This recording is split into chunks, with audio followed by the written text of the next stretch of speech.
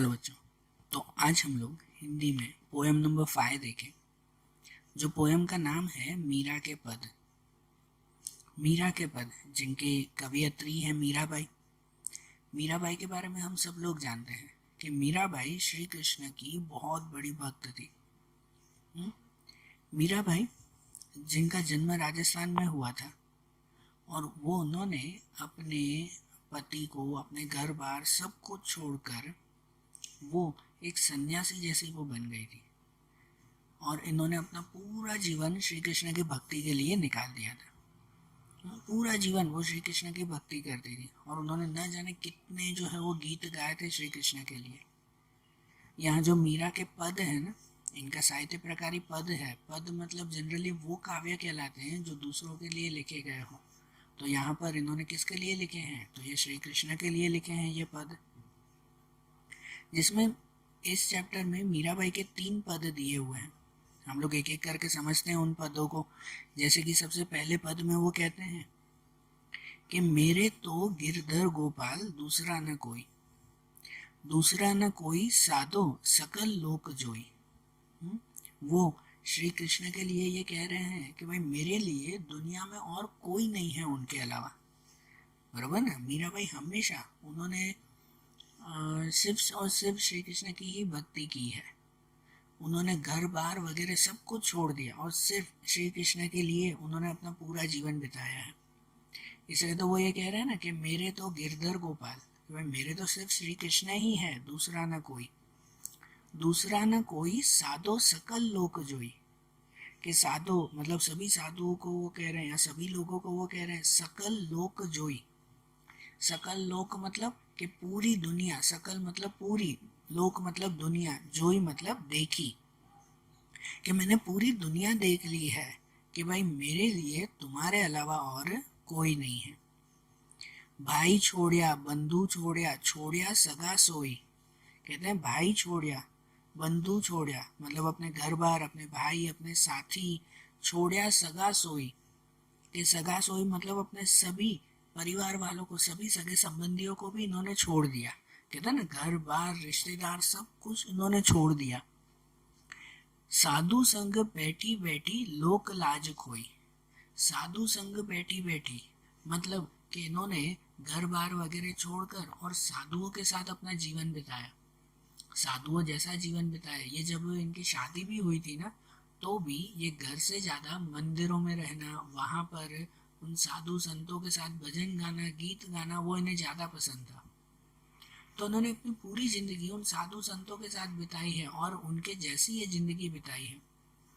और इसकी वजह से लोक लाज खोई। लोक लाज मतलब कि समाज में अपनी इज्जत भी जैसे गवा दी। मतलब समाज में हर कोई मीराबाई के ऊपर हंसता था, लोग बुराइयां करते थे इनकी, कि देखो ना कि भाई जो है वो घर बार वगैरह छोड़कर और मंदिर में और वहाँ साधु संतों के साथ ये बैठ जाती है। तो ये क्या कह रहे हैं? मीराबाई कह रहे हैं ना कि भाई छोड़िया बंधु छोड़िया, छोड़िया सगा सोई, साधु संग बैठी बैठी लोक लाज खोई। कि हमेशा साधु संतों के साथ रहकर इन्होंने अपना नाम भी जो है वो खराब किया है। दुनिया में हर कोई इनकी बुराई करता था, लेकिन मीराबाई ने उसकी परवाह नहीं की। ये तो सिर्फ श्री कृष्ण की भक्ति में ही लगे हुए थे। भगत देख राजी हुई, जगत देखी रोई। क्या कहते हैं? भगत देख मतलब कि भगत का, यहाँ भगत का मतलब होता है कि जहाँ पर ये कहते हैं ना, कहीं प्रेयर होती हो, कहीं जो है वो कुछ भजन वगैरह चल रहे हो, कहीं साधु संतों की टोली आती हो, तो वो देखकर इन्हें खुश होते हैं। मीराबाई वो देखकर खुश होते हैं। और जगत देखी रोई, जगत देखी मतलब कि जगत देखकर, दुनिया देखकर ये रोते हैं। मतलब कि उन्हें वो चीज पसंद है, साधु संतों के साथ रहना, उनके साथ जो है वो भजन गाना, भगवान की भक्ति करना, वो चीजें इन्हें पसंद है। जगत देखी रोई कि जगत को देखकर ये रोते हैं, मतलब ये दुनियादारी, अपने रिश्तेदारों के साथ रहना, उन लोगों के साथ रहना, ये उन्हें पसंद नहीं है। असुवन जल सींच सींच प्रेम बेली बोई। असुवन जल सींच सींच प्रेम बेली बोई। प्रेम बेली पहले समझो। प्रेम बेली, बेली का मतलब होता है छोटा सा प्लांट। प्रेम मतलब ये जो प्यार का जो कहते हैं ना कि भाई पेड़ है, प्यार का पेड़, किसके लिए प्यार? तो श्री कृष्ण के लिए जो प्यार का पेड़ है वो उन्होंने कैसे बढ़ाया? कोई भी पेड़ होता है उसे बढ़ाने के लिए जैसे पानी देना पड़ता है ना, तो मीराबाई कहते हैं कि भाई मैंने अपने आंसू दे देकर उस पेड़ को बढ़ाया है। कहने का मतलब क्या कि दुनिया में कितनी भी मुसीबतें थी, सब परिवार वाले उसे तंग करते थे, समाज वाले उसे जो है वो बदनाम करते थे मीराबाई को, फिर भी सब कुछ सहन करके आंसुओं से इन्होंने श्री कृष्ण के लिए अपने प्यार का पेड़ बढ़ाया है। कहने का मतलब कि भले कुछ भी हो, सब कुछ सहन करके भी इन्होंने श्री कृष्ण की तरफ अपना प्यार रखा है, पूरा प्यार रखा है इन्होंने। दधी मथी द्रुत काढ़ी लियो डार दही छोई। दधी मथी द्रुत काढ़ी लियो डार दही छोई। राणा विष को प्यालो भेजियो पिय मगन हुई। क्या कहते हैं? दधी मथी, दधी मतलब दही कहते हैं, है ना। मथी वो भी एक खाने की चीज आती है। द्रुत, द्रुत मतलब घी कहते हैं। काढ़ी लियो डार दही छोई, कहते हैं कि भाई ये सब चीजें उन्होंने, डार दही मतलब क्या कहते हैं कि भाई जैसे कहते हैं ना अपनी जिंदगी से ही निकाल दिया। मीन्स कहते हैं कि भाई उन्हें कोई भी ये खाने पीने ये वो कोई चीज की इनको अब लालच नहीं थी। राणा विष को प्यालो भेजियो पिय मगन हुई। और कहते हैं कि भाई राणा ने मतलब इनके पति ने खुद इनको जो है वो विष का प्याला भेजा था, फिर भी वो जो है वो मगन होकर मतलब खुशी से वो विष का प्याला भी पी गई। तो ये क्या कहते हैं पता है? इन लाइन में वो क्या कहते हैं कि इनको अब कोई चीज की लालच नहीं थी कि समाज में ये मिले वो मिले, कुछ चीज की लालच नहीं थी। इनको तो जो चीज मिले ना उसमें वो संतुष्ट रहते थे। इनके पति ने इनको जहर भिजवाया तो भी वो खुश होकर पी लेते थे, क्योंकि इनका पूरा मन वो सिर्फ और सिर्फ श्री कृष्ण में लगा हुआ था। कि अब तो बात फैल गई जाने सब कोई, मीरा राम लगन लागी होनी होई सी होई। कहते ना कि अब मीराबाई खुद ही कह रहे हैं कि अब तो बात फैल गई जाने सब कोई, कि अब तो भाई सब कुछ समाज में दुनिया में सब लोग अब जान चुके हैं कि मीरा राम लगन लागी होनी होई सी हुई। कि अब मीरा को तो राम लगन मतलब अब तो उन्हें जो है वो श्री कृष्ण का नाम लग चुका है, होनी होई सी हुई, कि अब तो जो होना हो वो होगा। अब मीराबाई वो किसी पर ध्यान नहीं देगी, अब तो जो होना हो सो हो। सो क्या कह रहे हैं कि जब इन्होंने सब परिवार छोड़ दिया, लोगों के हर जो है वो ये ताने हर बातें सुनी, इन्होंने न कोई चीज की लालच रखी, जहर मिला ना तो वो भी चुपचाप इन्होंने पी लिया। तो अब समाज में सबको पता चल चुका है कि अब मीराबाई को कोई चीज की चिंता नहीं है, वो अब सिर्फ श्री कृष्ण की भक्ति में लगे हुए हैं। अब उनका जीवन वैसा ही है कि जो होना हो सो हो, अब उन्हें कोई चीज की चिंता नहीं है। बरोबर ना?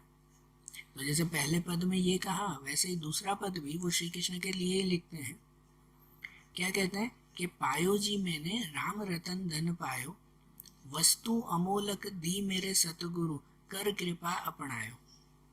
ये इसमें जो है वो श्री कृष्ण को, अपने भगवान को जो है वो अपने कहते हैं ना भाई जीवन के सब कुछ जो जिसके नाम पे उन्होंने कर दिया, उनको इनडायरेक्टली थैंक यू कह रही हैं कि उन्हें जीवन में राम रतन धन पायो।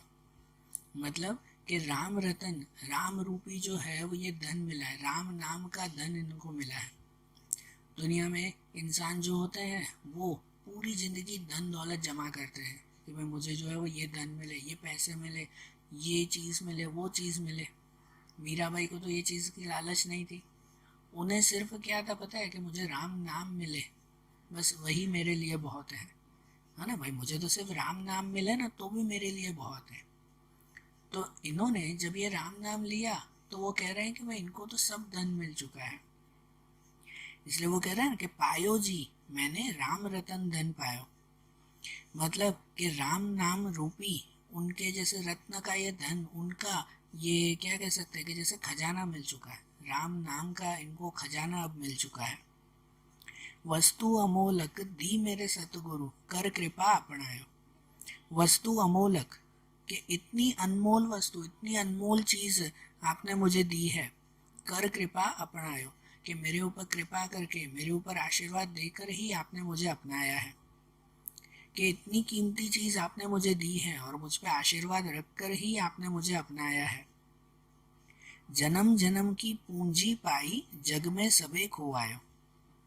क्या कहते हैं कि जन्म जन्म की पूंजी पाई। पूंजी मतलब कि भाई खजाना, दौलत। कहते हैं जन्म जन्म की पूंजी पाई, मुझे तो अब ऐसी दौलत मिल गई, ये राम का नाम मिला है, मतलब मुझे तो ऐसी दौलत मिल गई कि जैसे अब तो ये जन्मों जन्म नहीं छूटेगी, है ना, कभी भी खत्म नहीं होगी ये। जग में सबे खोवायो, जग में सबे खोवायो मतलब मैंने दुनिया में सब कुछ खो दिया।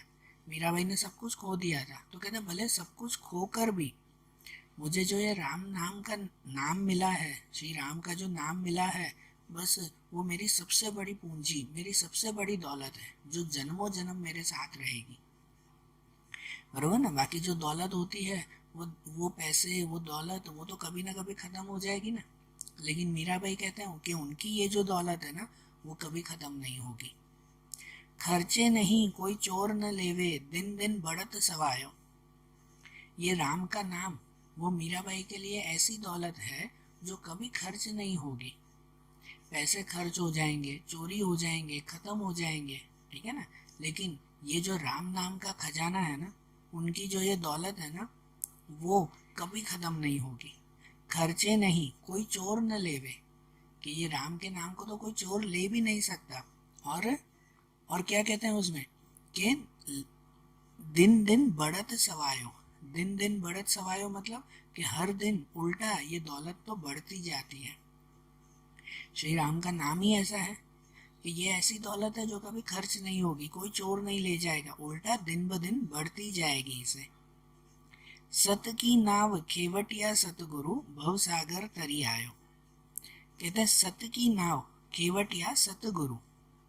कहते हैं कि भाई ये मीराबाई हमेशा ये सत्य मतलब हमेशा सच के रास्ते पर ये चल रहे हैं, हमेशा ये सही रास्ते, भगवान के रास्ते पर चल रहे हैं। और उस वक्त खेवटिया सतगुरु, खेवटिया मतलब नाव चलाने वाला, ये जो सच्चाई की नाव पर बैठी हैं, तो उसमें नाव चलाने वाला कौन है, तो नाव चलाने वाले खुद सतगुरु हैं, खुद भगवान ही है जो उनके नाव जो है वो चला रहे हैं। भव सागर तरी आयो। भव सागर मतलब कि भाई ये पूरी दुनिया को वो पार उन्होंने किया है। कहते हैं ना, फिर वो उनके लिए तो वो पूरी दुनिया भी भले उनके खिलाफ हो जाए ना, तो भी खुद भगवान उनकी नाव चला रहे हैं, उनको संभाल रहे हैं। तो अब मीराबाई को कोई चीज की चिंता नहीं है। तो वो कह रहे हैं ना कि वो तो सत्य की नाव पर मतलब सच्चाई की नाव पर वो बैठी हुई हैं, और नाव चलाने वाले खुद श्री राम हैं। तो इसीलिए अब जो है वो भले पूरी दुनिया भी उनके खिलाफ हो ना, तो भी उन्हें कोई चिंता नहीं है। मीरा के प्रभु गिरधर नागर, हरखी हरखी जस गायो। मीराबाई ये कहती हैं कि उनके प्रभु, उनके भगवान तो यही गिरधर नागर मतलब ये गिरधर पहाड़ पर्वत उठाने वाले हैं। श्री कृष्ण ने जो गिरधर पर्वत उन्होंने उठाया था, तो इनके प्रभु तो वही है। हरखी हरखी जस खायो मतलब कि मीराबाई ने हरखी हरखी मतलब पूरी खुशी के साथ उनका जस गायो। जस गायो मतलब कि उनके बारे में, उनकी क्या कहते हैं, उनकी महानता उन्होंने गाई है। मीराबाई कहते हैं ना कि उन्होंने पूरी दुनिया छोड़ दी अब, कि उनके प्रभु, उनकी दुनिया तो वो सिर्फ और सिर्फ श्री कृष्ण ही है। तो इसीलिए उनकी महानता उन्होंने पूरी खुशी के साथ गाई है। बरोबर। अब ऐसे ही तीसरे पद में वो कहते हैं पग घुंघरू बांध मीरा नाची रे, पग घुंघरू लोग कहे मीरा भई बावरी, सास कहे कुल नासी रे। ये एक सिचुएशन टाइप जैसे दिया हुआ है कि जब मीराबाई थे ना, कि मीराबाई जब श्री कृष्ण की भक्ति के लिए पैर में घुंघरू बांधकर, पैरों में घुंघरू बांधकर और जब नाचते थे, श्री कृष्ण की भक्ति के लिए जब वो नाचते थे, तब उस वक्त उनको ऐसे कहते हैं ना कि भाई एकदम श्री कृष्ण की भक्ति में वो लीन हो जाते, गुम हो जाते श्री कृष्ण के लिए। और तब उस वक्त क्या होता, तब उस वक्त जो है जब ये पैर में घुंघरू बांध कर नाचते, तो पूरी दुनिया, समाज के लोग उनकी बुराइयां करते, उन्हें भला बुरा कहते। तो ये कहते हैं ना, पग घुंघरू बांध मीरा नाची रे, लोग कहे मीरा भाई बावरी। भाई लोग कहते हैं कि ये मीरा भाई तो पागल हो चुकी है।